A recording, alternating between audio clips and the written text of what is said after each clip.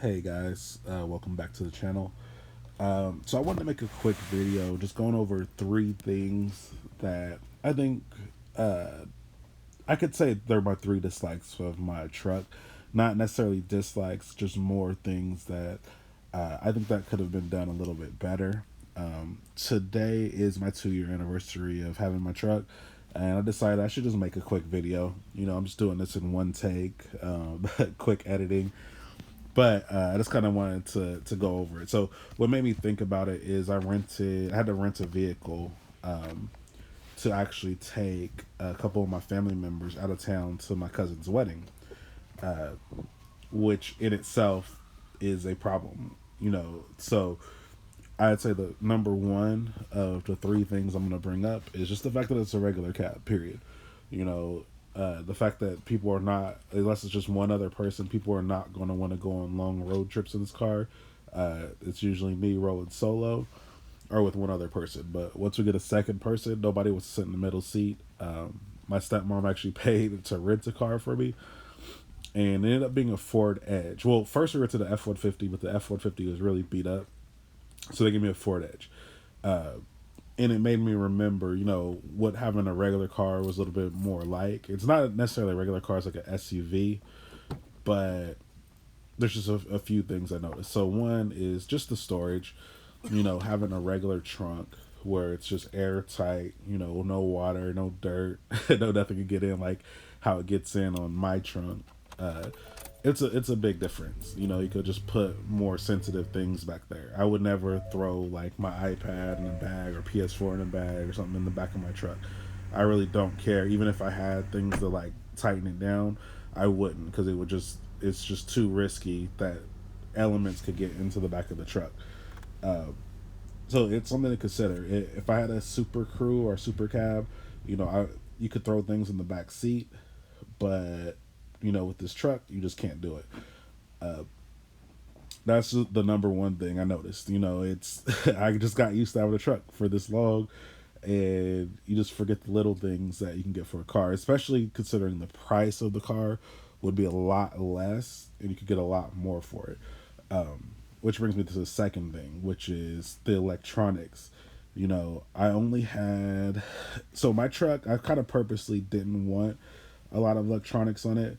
But now that I actually played around with it, it makes me want to switch into being a guy who leases like cars and trucks, because I miss a lot of the electronics. That they include,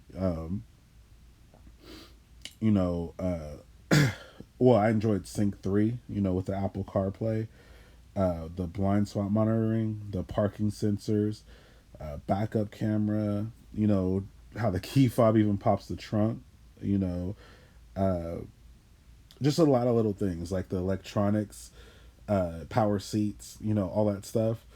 That could be a lot better.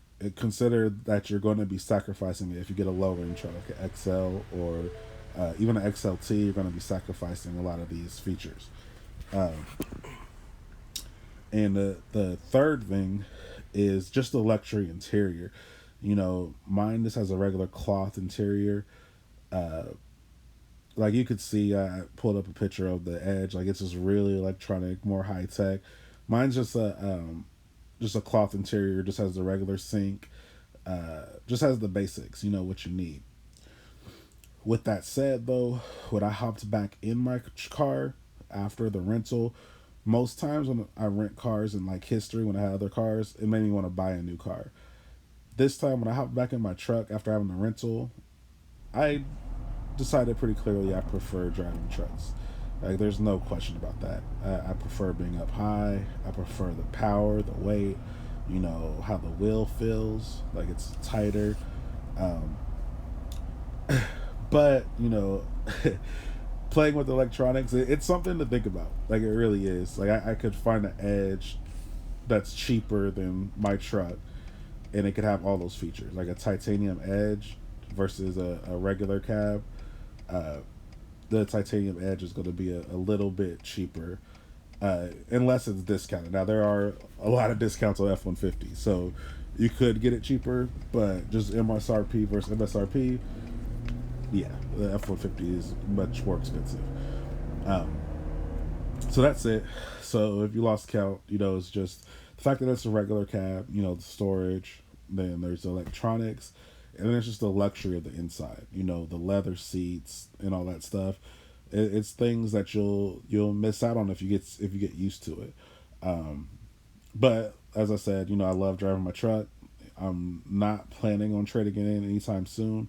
I'm calling it my student loan car.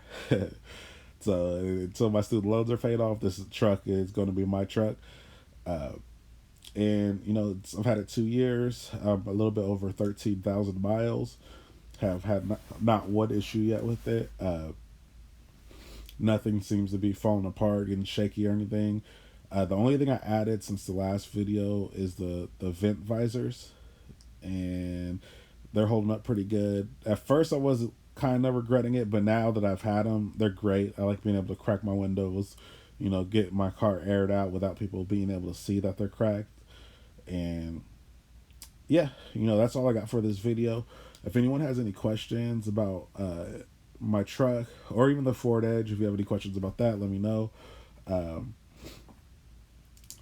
I will probably be posting another video here soon, going over the things that I like about the truck. How my experience has been. Probably just a 2 year review in general. Um, so yeah, if you have any questions, just leave in the comments. Appreciate you guys all for watching the video. Thank you.